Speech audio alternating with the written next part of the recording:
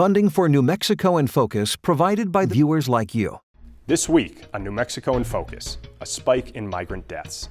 As authorities find more and more bodies near the southern New Mexico border, journalists Lauren Villagran and Omar Ornelas tell us how they're documenting the dead. People who are in a process of migrating are often written off as migrants and not looked at as whole people who, have lives and families and dreams. Plus, case closed. What to expect in 2024 after the state Supreme Court issued its final say on redrawn congressional maps. New Mexico in Focus starts now. Thanks for joining us this week. I'm senior producer Lou DeVizio. We're looking ahead to what's shaping up as another close congressional race in the southern part of the state. That's after last month's state Supreme Court decision upholding the Democratic-drawn congressional map. Although a district court judge found that Democrats tried to stack 2021's updated map in their favor, they didn't go too far. It's an interesting legal line, and we're going to try to walk it for you.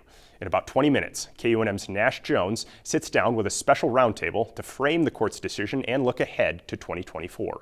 Then later in the show, we look back on the lasting impact of a historic mining town in the northeast corner of the state.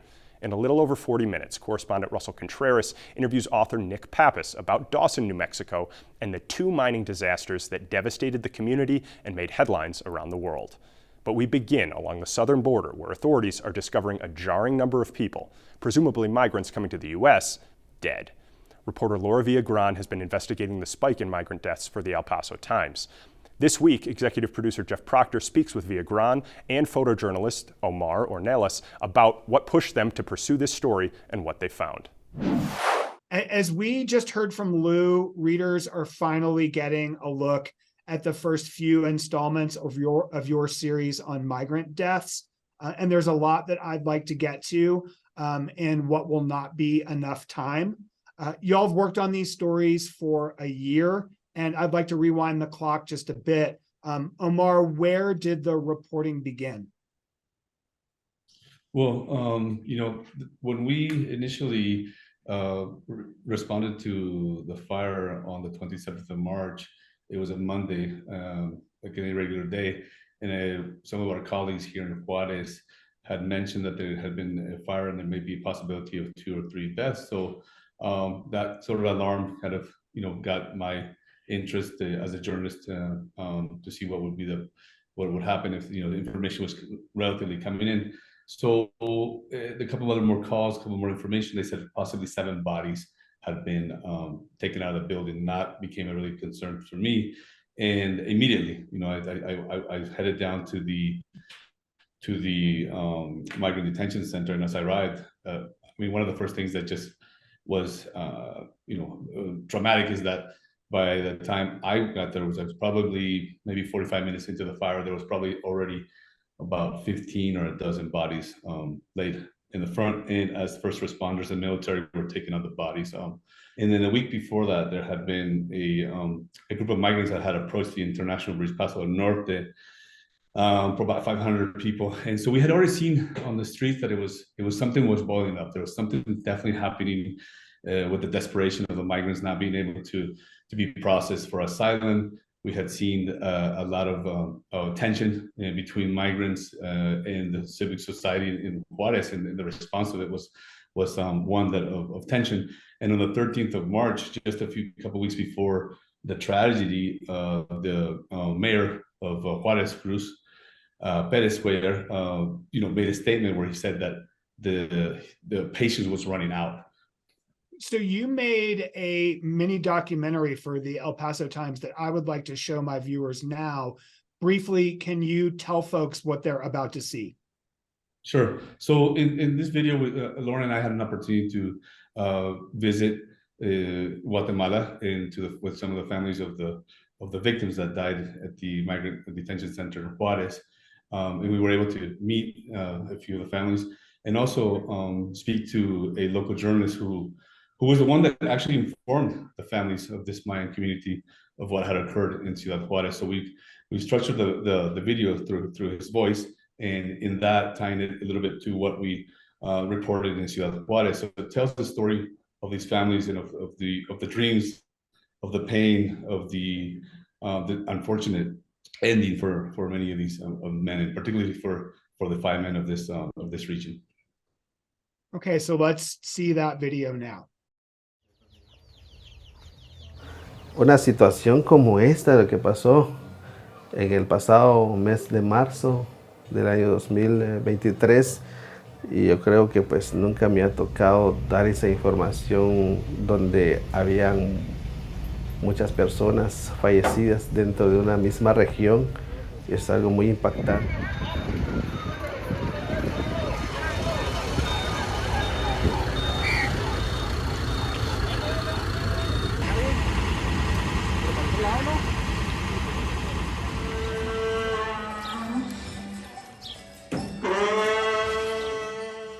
Empezaron a publicar el listado y lo más que me llamó la atención, me impresionó más, son los apellidos.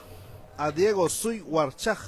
Si ustedes se dan cuenta acá. Diego Suy Warchaj, Marcos Chiquín y Diego Tzaj, o sea, son apellidos de nuestra región, ¿verdad? Entonces yo dije, oh, eso no puede ser. Muchos fallecidos y son de nuestra área. Hoy han recibido una noticia tan terrible, una noticia tan lamentable.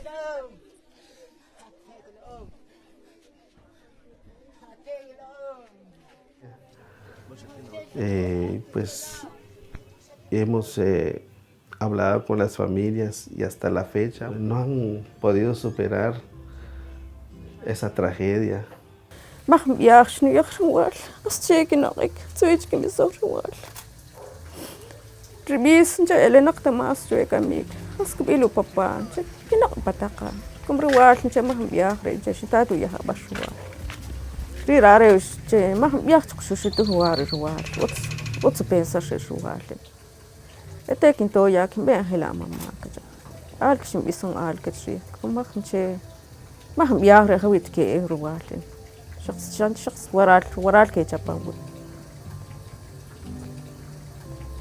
Y fuimos testigos también que llamamos ese mismo día, no contestaba, nadie contestaba, llamamos en varios números del consulado mexicano, pues nadie nos quería contestar. Fue algo muy lamentable también, ¿verdad? Porque imagínense que las familias están en esa situación muy lamentable, ellos querían información.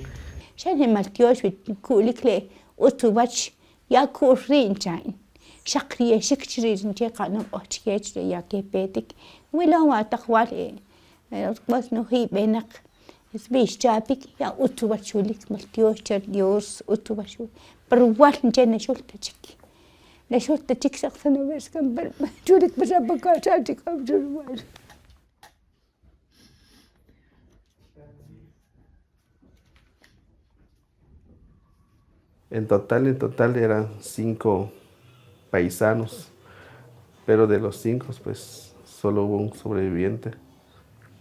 Y pregunté a los doctores qué pasaba. Y ellos me dijeron que por el incendio, por la tragedia. Y yo pregunté a ellos, ¿y dónde están mis amigos? Nosotros venimos muchos. Y ellos no sabían. Y luego vi en el teléfono cuando salí del hospital, ellos se murieron todos, nada más somos 2, estamos vivos. El salario mínimo de una persona de acá en nuestra región pues está entre 60 a 75 quetzales. Ellos querían ir para superar, para sacar adelante a sus familias. Y yo creo que pues esto se ha dado también por el desempleo, se ha dado también porque hay tanta corrupción en Guatemala, donde no hay muchas oportunidades a nuestros jóvenes. En lo personal tengo un hijo allá en los Estados Unidos. La verdad que cuando nuestros familiares se van, pues ellos pasan por un proceso muy duro, ¿verdad? Imagínense perder a un hijo.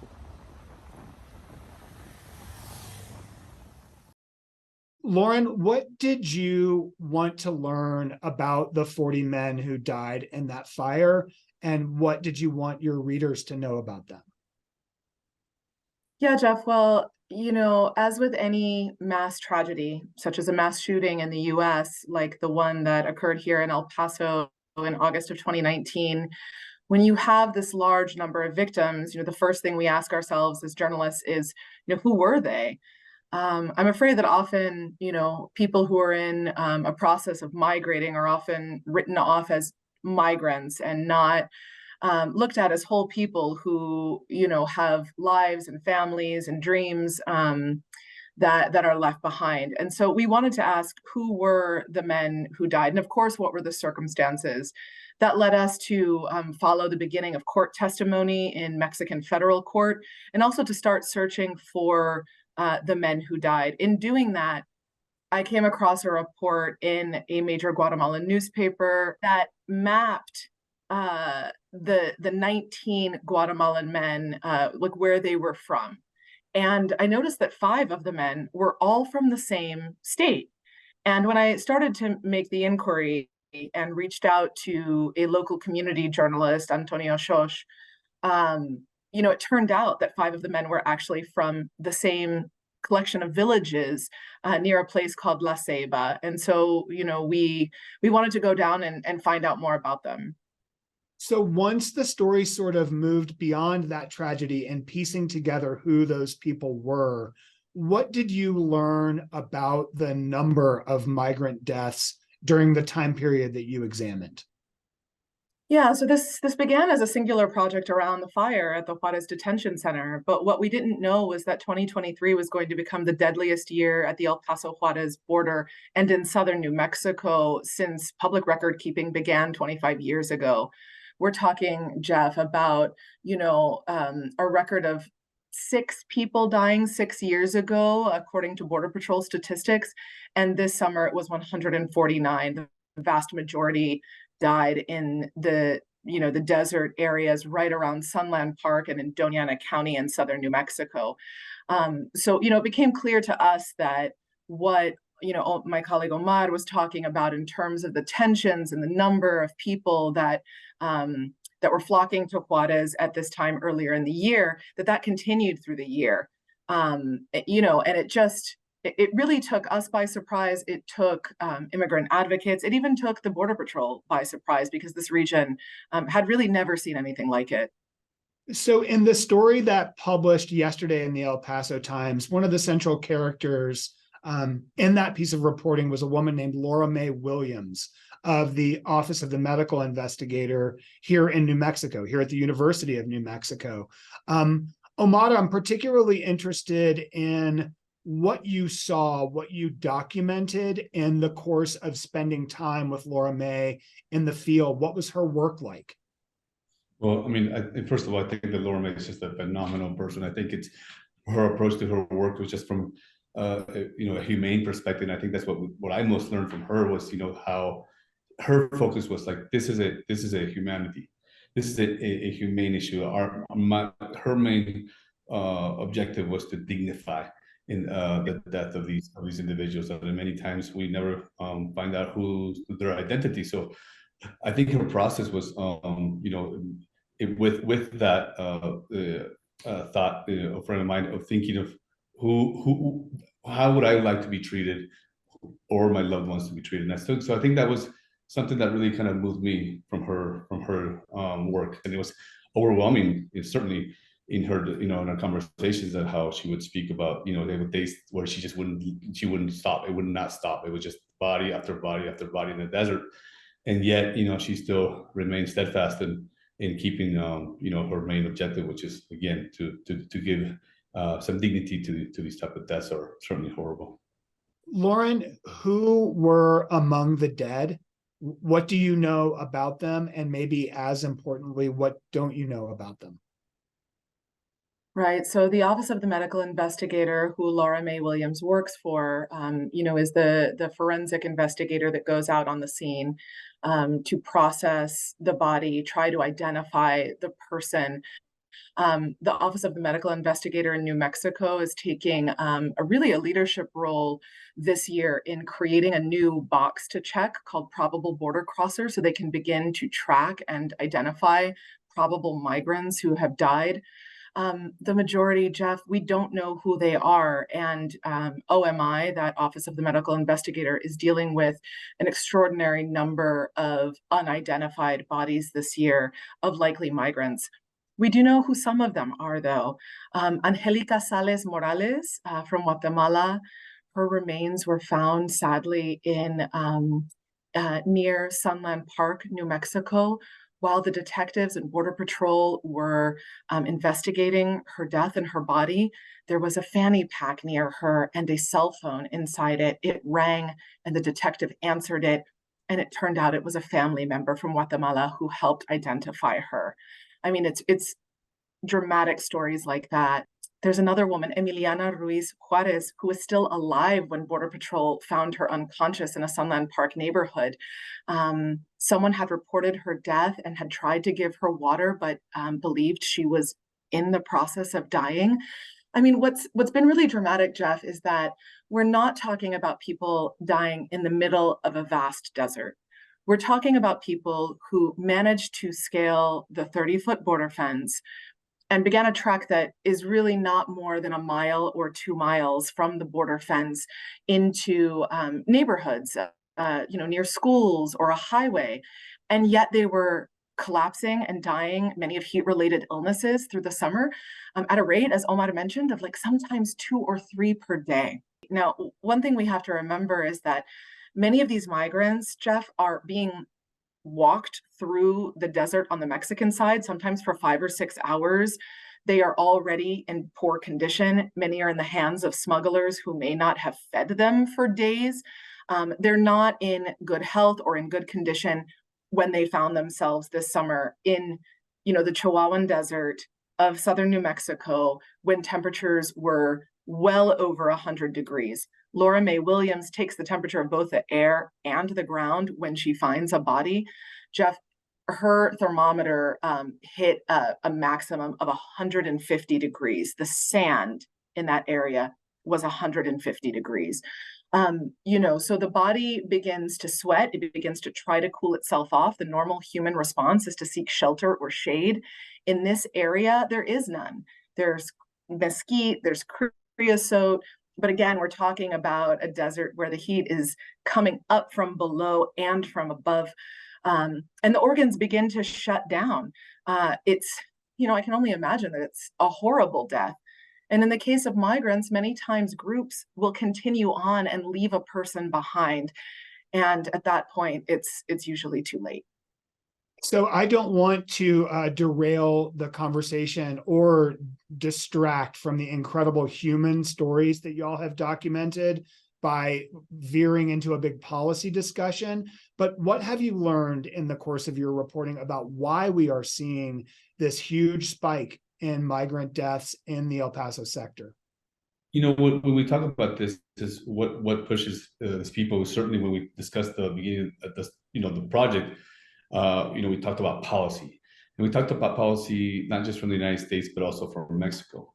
And in doing that, we saw that at least reporting on the ground in Juarez, as I mentioned earlier, people didn't have an option. People didn't have an option to turn themselves in at a port of entry or elsewhere. And it just started the accumulation of people living in the city that wasn't in many ways welcoming them, caused many of them to resort to these type of unsafe passages. We saw a direct attempt from migrants that had become obviously disillusioned with the opportunity to come in, and seeing them using some of these other alternate routes that ultimately cost their lives. And ultimately, what we're seeing is this continues. It hasn't stopped. Here we are at the end of the year, and just yesterday we had 1,000 migrants that arrived in the city of Juarez and crossed the river past the concertina wire and are being processed. So it continues. It hasn't stopped, and unfortunately, we likely will continue seeing migrants dying along the border between El Paso and Ciudad Juarez. What can readers expect as the series continues? I won't ask you to tip your hand too much, But what else can we expect to see in terms of what you found in this year of reporting? Yeah, so we've covered the Juarez migrant fire. We covered the problems that southern New Mexico is seeing in the Santa Teresa and Sunland Park area of Doña Ana County, as well as what water managers who manage the waters of the Rio Grande have had to contend with in terms of drownings in the river. And we'll also see additional stories from Arizona, where we have colleagues who have put together stories that look at solutions. Arizona, as you know, has contended with migrant deaths, a very high level of migrant deaths for almost 2 decades, and has developed a variety of if not solutions to migration and unsafe migration, certainly different ways of tracking migrant deaths, of communicating and finding families. The issue doesn't end. And one thing that I think is important to, continue to evaluate and analyze is the U.S. deterrence approach at the border. We're about 30 years into deterrence efforts. And I think that hopefully some of our reporting is going to shed light on, on border policies as, we head into an election year. Thank you both so much for coming on my show this week, and thanks a ton for the continued work. Thank you. It's a pleasure. Thank you. Thanks, Jeff. Thank you to Lauren and Omar for making time to speak with us about their work. Last month, the New Mexico State Supreme Court handed Republicans a defeat when the justices ruled that the state's redrawn congressional map was constitutional. The case began in early 2022 when the GOP filed a lawsuit alleging state Democrats drew new lines for District 2 in a way that weakened the voting power of residents, mostly in southern New Mexico. Last October, District Judge Fred Van Solen found that Democrats intentionally tried to dilute Republican votes in District 2, but that those efforts did not, quote, rise to the level of an egregious gerrymander, end quote. The state Supreme Court agreed. KUNM reporter Nash Jones has followed the ins and outs of this story since it began, and this week they host a 2-part roundtable discussion exploring the ramifications of the court's decision and how this is already shaping the state's congressional contests and future redistricting efforts. Thanks, Lou. Joining me today at the table, we have Justine Fox Young, a Republican former state legislator, Justice Ed Chavez, chair of the Citizen Redistricting Committee and a former Chief Justice of the State Supreme Court, and Dee Dee Feldman, who served as a Democrat in the state Senate and now works with Common Cause New Mexico, a nonpartisan group that advocated for the new congressional map. Thank you all for being here. Thank you, Nash. So let's take a step back to October. That's when State District Judge Fred Van Solen ruled that the state's congressional map is constitutional, while also noting that Democrats did intentionally try to dilute the votes of Republicans when they adjusted the boundaries of Congressional District 2.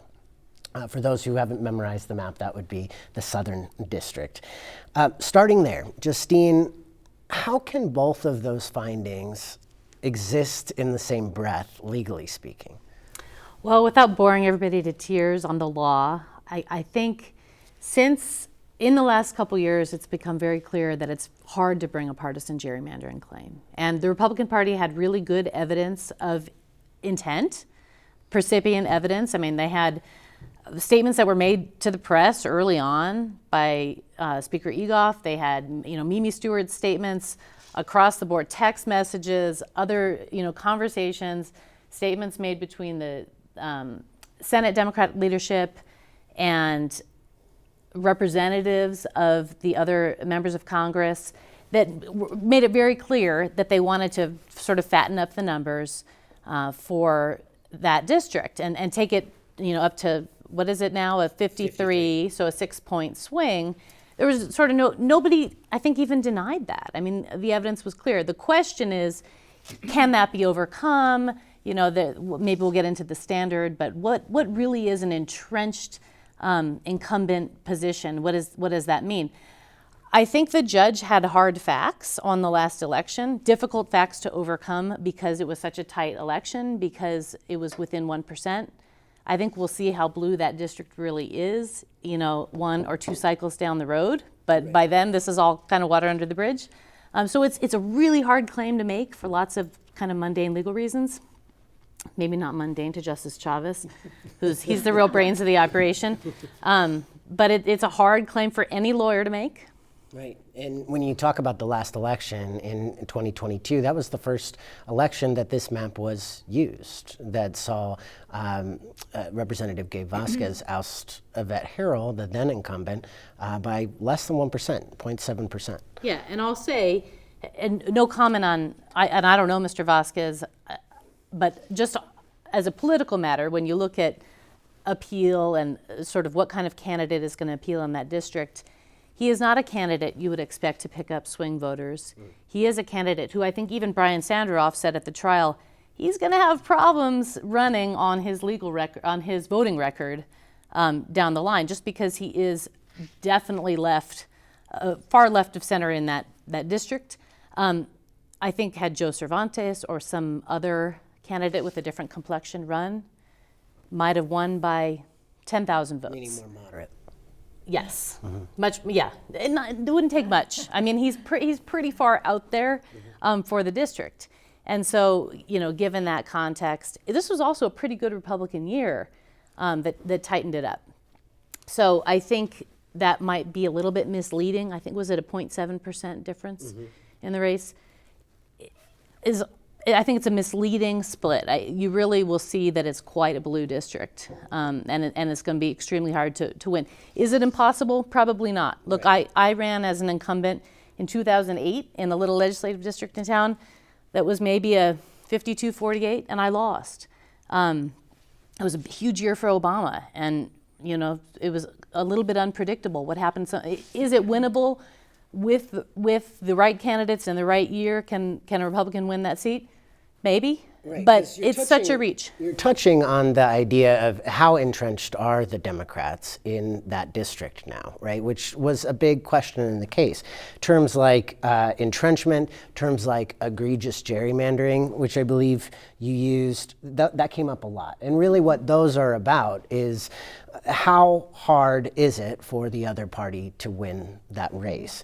Yeah. Justice Chavez, where do these terms even come from? And also, how does a judge assess them? Well, actually, that's the point of the United States Supreme Court opinion in Rucho, is they basically said, listen, partisan gerrymandering can be constitutional. The question is, how much is too much? Right. And they make the point that there's no real manageable standard, that there are all these intangibles that Justine was talking about.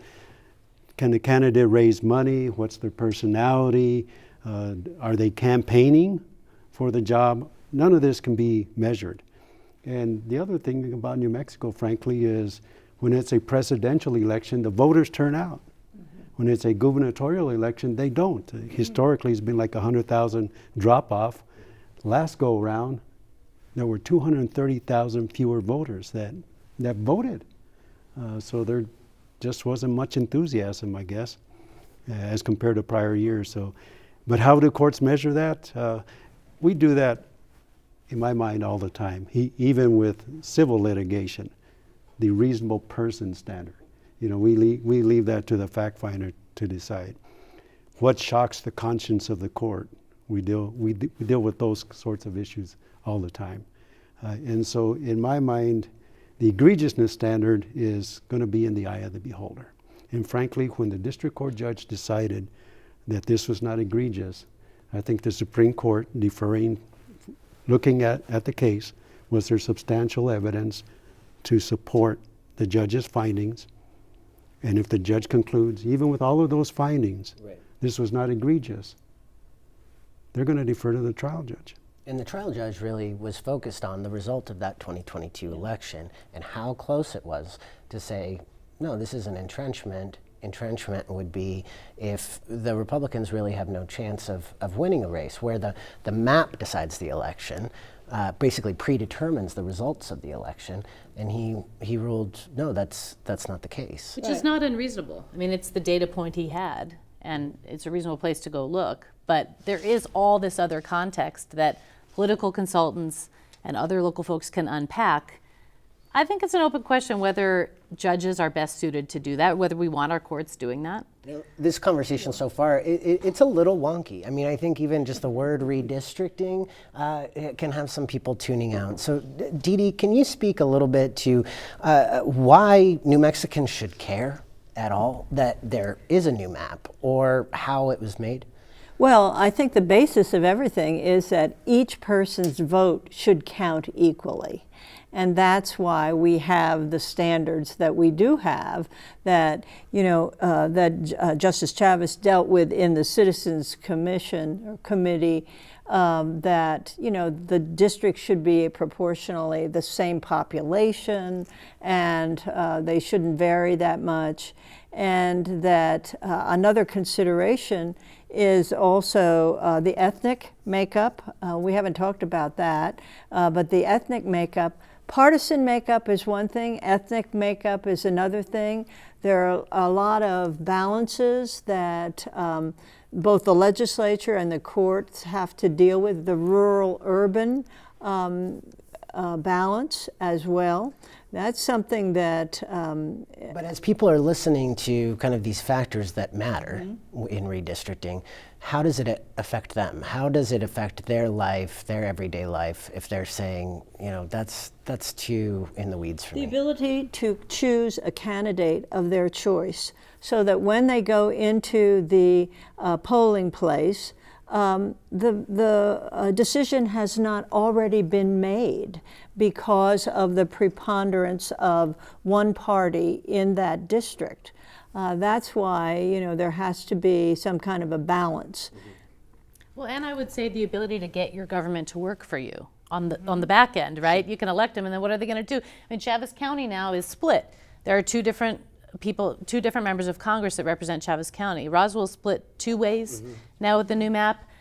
That will affect accountability of those legislators. Representative in your area. Yeah, you have a big funding project. They've got, it's hard to even describe the implications, but that's why we talk about communities of interest. That's why we talk about geographic. You want the best government possible. I think it's a what good does that point. mean? I do want to back up a little bit from before this map hit the courts. Justice Chavez, the state created the Citizen Redistricting Committee in 2021, which you chaired. Yes. After decades of courts drawing the maps for the state, this new map was supposed to be the result of a fairer, more transparent process. Why did it end up in court anyway? Because ultimately the legislature did not adopt any of the maps that the CRC worked with, and frankly, no Republican voted for that map. And so when you have this polarization, that litigation is going to be the result. Can you explain that, why no Republicans supported any of the product of the commission? When it looks like they would have been, at least all of them would have been at least marginally better for the Republican Party than what came out. Yeah, actually on the House side, I know that there was disagreement and there were efforts to change the maps that the CRC proposed, but ultimately the House adopted wholesale one of the maps that was recommended by the CRC. That didn't happen in the Senate. They were upset because we paired incumbents and they wanted to unpair the incumbents. That's entrenchment. That's job one of any redistricting plan in the legislature is incumbent protection. And then on the congressional side, they chose one map that was submitted by the Center for Civic Policy. That one was approved by us 4-3, as I recall. And so they used that as a starting point. And I know there were exchange of emails and whatnot. So I think that the Republicans never really had an opportunity to vote on any of those maps. At least that's the way I understand it. Thank you all for the discussion. I appreciate it. We're going to take just a quick break to look ahead in the show, but we are going to be right back here in less than a minute to talk about what the Supreme Court's decision means for the 2024 election. This coal town that hasn't existed for almost 3/4 of a century, that the people who are associated with it, the people who live there, the descendants, still have this, this love for this community and for each other. And if there are any doubts whether I was going to pursue a book on this. I think that pushed me over the line almost as much as just trying to write a narrative history of the town and the two disasters. Welcome back. So the state Supreme Court's decision means this congressional map will stand until it's redrawn in 2031, and lawmakers are kind of already looking towards that date. During the last two legislative sessions, lawmakers proposed asking voters if they would like to create an independent redistricting commission. That idea hasn't gotten too far in the last two sessions, despite pretty broad public support. Didi, the committee that Justice Chavez chaired, the CRC, it only had an advisory role. They didn't draw the maps themselves. What are the arguments for and against an independent commission that actually gets to draw the maps rather than the lawmakers? Well, there's a question of who do you want to draw the maps? That's what you're really asking. Do you want the legislature to draw the maps? Do you want the courts to draw the maps? And remember, we're talking in the last segment, the courts have drawn the maps now in the past 30 years. Or do you want a truly independent, nonpartisan commission to draw the maps? And of course, there's a question as to how to select that independent commission.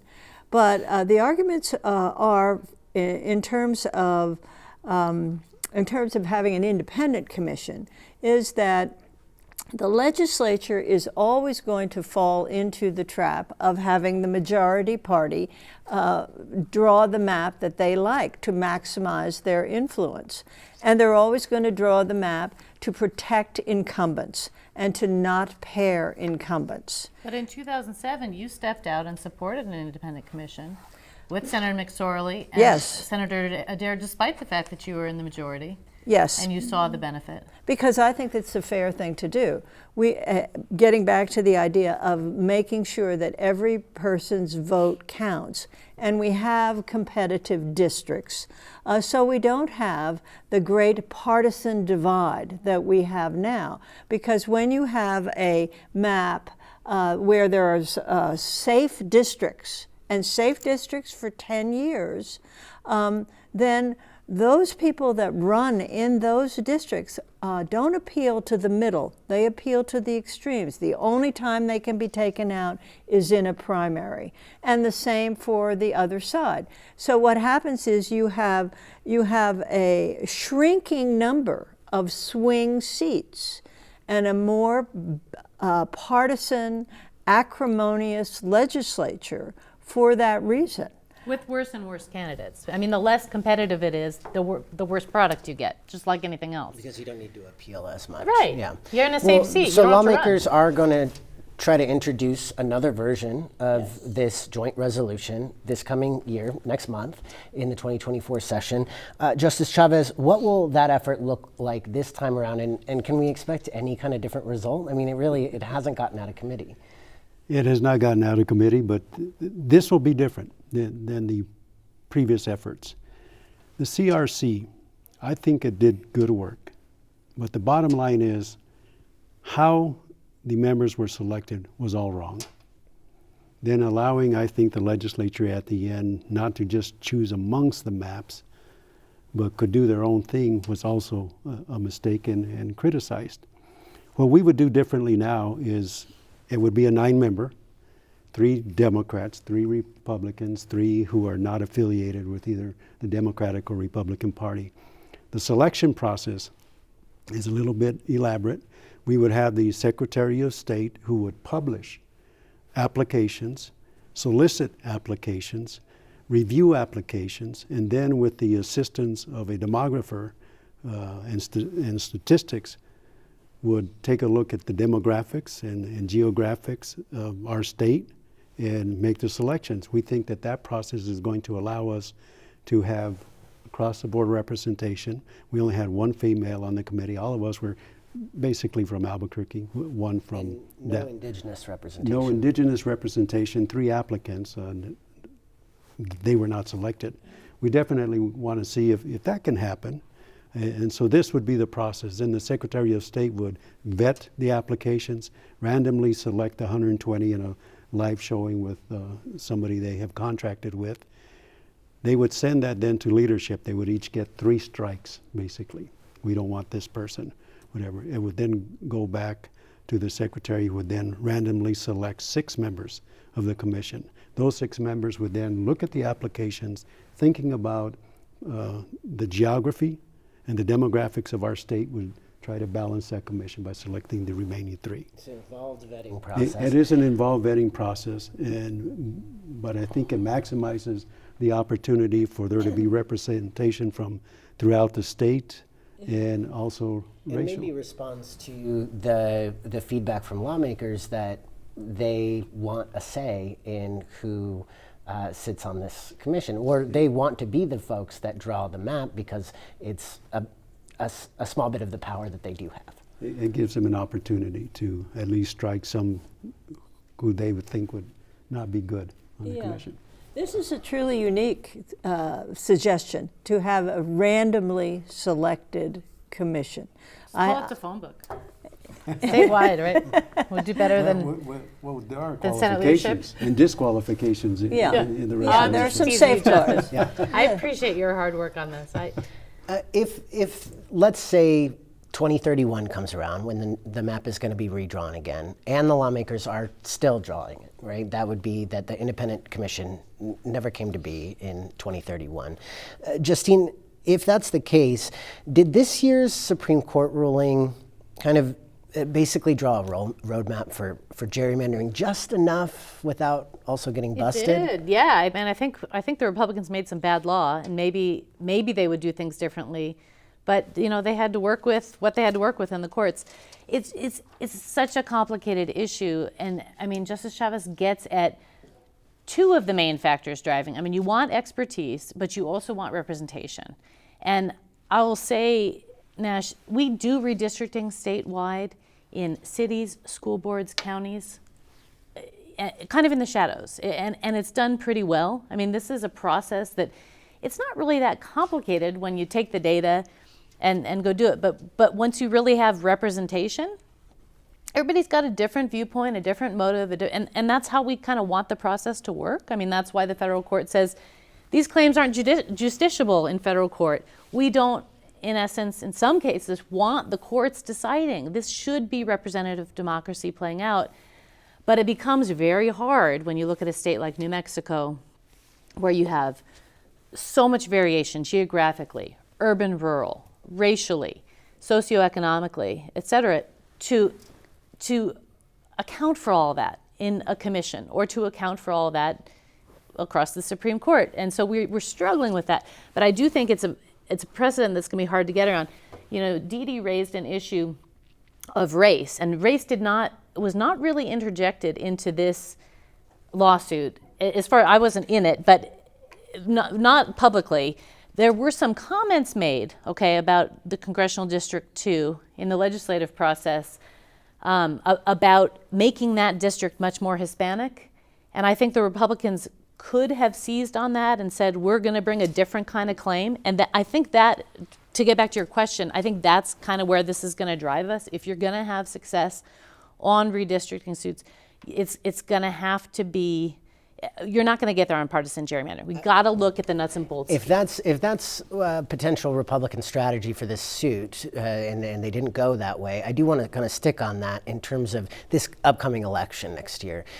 Do Republicans need to change their strategy in order to respond to a map that now leans Democratic in all three? I wasn't part of the legal team. I don't speak for the Republican Party, but I think nationwide, you will see people going back to look at that because you have more room to argue in the courts and more likelihood of success. In this case, Mimi Stewart had, I believe, said on the floor, we're taking this district from a 50.6% Hispanic district to 54 to 56, and that is part of our goal. Okay, well, that may be enough to get started with a lawsuit. I don't know why they didn't take it that direction, but yeah, I would expect to see that. Well, that was one of the criteria that your committee was allowed to consider, the ethnic makeup of districts, and I think that is a valid criteria. No, and I don't disagree. Yeah, well, it is key because the Supreme Court has said that partisan gerrymandering is a state affair, but racial gerrymandering is a federal affair. To the extent it becomes exclusive, Thank right? you all so much. Yeah. I appreciate the robust conversation here. Dee Dee Feldman, former Justice Ed Chavez, and former Representative Justine Fox Young. Thank you all for sitting around the table today. Thanks to Nash Jones for the years of reporting that it took to prepare for that roundtable discussion. You can listen to Nash as the local host of NPR's All Things Considered, Monday through Friday from 5 to 7 p.m. on KUNM Radio. Now tonight we're looking back at the history of what's become a ghost town in the northeast part of the state, Dawson, New Mexico.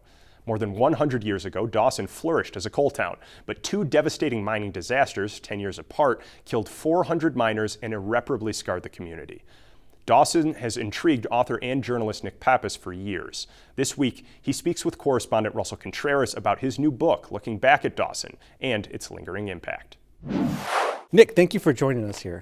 Thank you, Russell, and I want to thank New Mexico in Focus for having me talk a little bit about my book, and perhaps more importantly, to shed some light on this fascinating, forgotten piece of New Mexico history. Now, your book is called Crosses of Iron, the tragic story of Dawson, New Mexico and its twin mining disasters. First off, tell me, what was Dawson, New Mexico? Who lived there? Dawson was a company town run by Phelps Dodge and Company, purchased it in 1905 and ran it till 1950. Phelps Dodge was a import-export company based in New York that got into the copper mining business in Arizona and needed a steady supply of coke, which is a purer form of coal, to run its smelters. And after contracting with various companies, decided that they needed more control over it, and so they purchased Dawson in 1905. What they did, and they did this a little bit in Arizona as well, is they built what was considered a model company town. The houses weren't shacks, the living conditions weren't poor as they were in many other coal camps around the Southwest and around the country. And they came in and, they just built this remarkable town. They built a 1,000-seat opera house. And again, this is in the early 1900s, 1,000 seats at the time, the largest opera house in New Mexico. They built a large 3-story mercantile store that actually sent buyers to New York City to check out the latest fashions, and they would bring them back, men's and women's fashions, and put on live fashion shows. And again, this is in a, what you would think is a coal town. In October of 1913, there was a major disaster there in Dawson. Tell us what happened. That was the first one, first of two actually, but this was the biggest. 1913. October 22nd, 261 miners and 2 rescue men ultimately ended up being killed. It still ranks today as the second deadliest mine disaster in U.S. history. The source of it was that during that afternoon, while this was a violation of state law and company rules, one of the miners who was working, put his blasting powder into the wall and decided to ignite it while everyone was in the mine. That really wasn't that uncommon. The miners in those days, for the most part, all were paid by the ton based on how much coal they were able to take out of the mine. And so this gentleman obviously was just trying to, just deepen his load so he'd be able to make more money when the coal went to the tipple. Unfortunately, he set the powder incorrectly, and what happened was, instead of the charge going into the wall and blowing out the coal so he could put it into his cart, it blew out into the mine, ignited the coal dust that was there, which is very, very flammable. And at that point, it was becoming more knowledgeable that was a safety issue in coal mines in America. How did the nation respond to the disaster? It was a national news story. I mean, this was carried in papers, back on the East Coast through the Midwest, and because at the time most of the miners who were European immigrants that had come here during the massive wave of immigration between 1880 and 1920. News of the disaster also went back to their villages, and newspapers in Italy and other countries carried news of the disaster. Then 10 years later, there was another disaster. What happened there? Yes, in that case, they were using electric cars to transport the coal and the miners back and forth into the mine. And for reasons that are still unknown, the car ended up going off the track, hit a post that carried the feeder line, the wires up top. Wires came down, hit the iron car, and created a spark. And that again ignited this coal dust in the mine. In that case, 120 people ended up dying.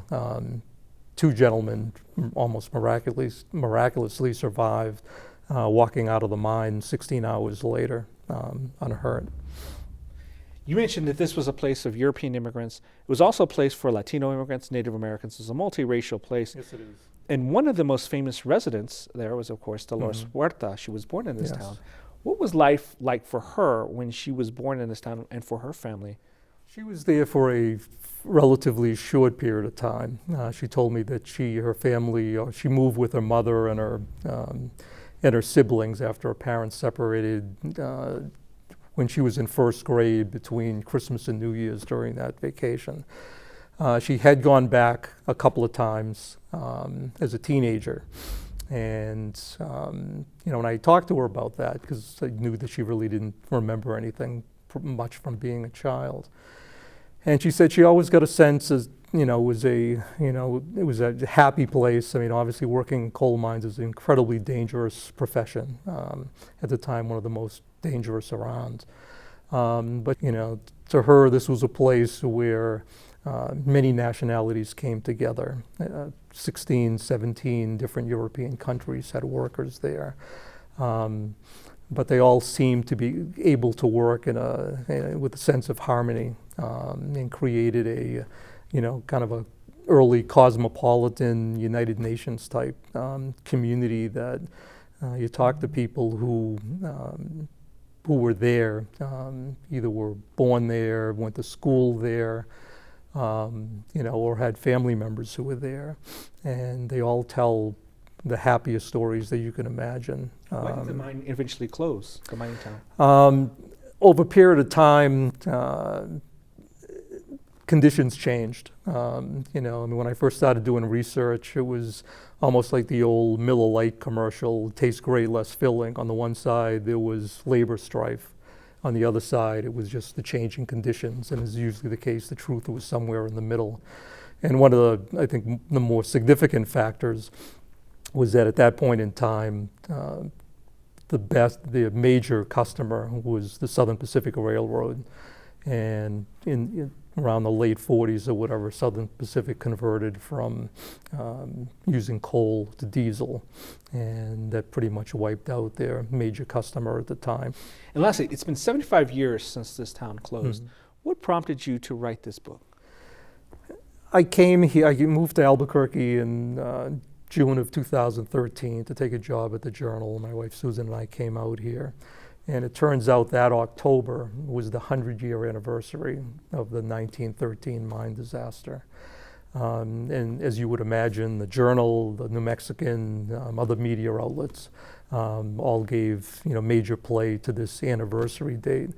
And there was just something that struck me about that. And I still don't know why to this day it had an impression on me, but I started just like, even then, just going online, doing research, trying to find out more about it. Part of it, I think, was just the sheer horror of this incident that occurred 3.5 hours from where I'm living now. Part of it may have had to do with the number of immigrants who was there. And there were like 36 Greeks who got killed in the first explosion. My father came over here from Greece shortly after that, not to go to the coal mines, but to work in the steel mills of Gary, Indiana. So maybe that was part of it. But there was just something about the story, and the more I looked into it, what became almost even more interesting was the fact that when I was doing my research, it was like 70 years after the town had closed, that this community of this Dawson community still existed. There's a very active Dawson Facebook page. There's a website that's very vibrant in terms of having some of the history, even keeping track of some of the people who have passed away. And these are reunions that, the town closed in 1950. The first Dawson reunion took place in 1954 in Pasadena, California, where a number of people had gone after the town closed. And they continued for a few years in California. Eventually they came back to New Mexico. And since the early 1980s, the Dawson, New Mexico Association has gotten permission from the landowner, the ranch owner, to be able to, on the Sunday of Labor Day weekend, to hold their reunions there. And in the 80s, I'm told that there were, they came close to 2,000 people who would show up for these. I had an opportunity to go to my first last year. And even then, now this is like 73 years after the town closed, just shy of 600 people showed up. And they come with their pictures and their mementos and tell stories. And, it's just a remarkable experience to see that, this coal town that hasn't existed for almost 3/4 of a century, that the people who are associated with it, the people who live there, the descendants, still have this, this love for this community and for each other. And if there were any doubts whether I was going to pursue a book on this, I think that pushed me over the line almost as much as just trying to write a narrative history of the town and the two disasters. Nick, thank you for joining us. Appreciate it. Thank you very much for having me. Thanks to Russell and author Nick Pappas for that conversation. Who gets to make decisions about air pollution in Albuquerque is in limbo. For weeks, the City Council and Albuquerque Mayor Tim Keller have been at odds over two bills proposed by Councilor Dan Lewis, bills disbanding the Albuquerque-Bernalillo County Air Quality Control Board and halting any new air quality regulations until February. At the heart of the disagreement lies the proposed Health, Environment, and Equity Impacts Rule, which South Valley communities petitioned the board to consider adopting. Communities followed the governmental process to propose a new rule, and the joint city-county board started holding hearings on it this week. But Monday, the City Council overturned Keller's vetoes of the two bills and demanded an immediate end to those hearings. The board continued taking testimony and is now asking a judge to stop the city from interfering in the board's legal rulemaking process. The board's request to the Second Judicial Court notes Lewis's business interests in the South Valley and asserts that the city's actions have raised serious civil rights concerns by, quote, hindering the right to a fair hearing, end quote. Our Land senior producer Laura Paskus will keep following the issue, which has implications even beyond the metro area. Thank you for watching. We'll see you next week.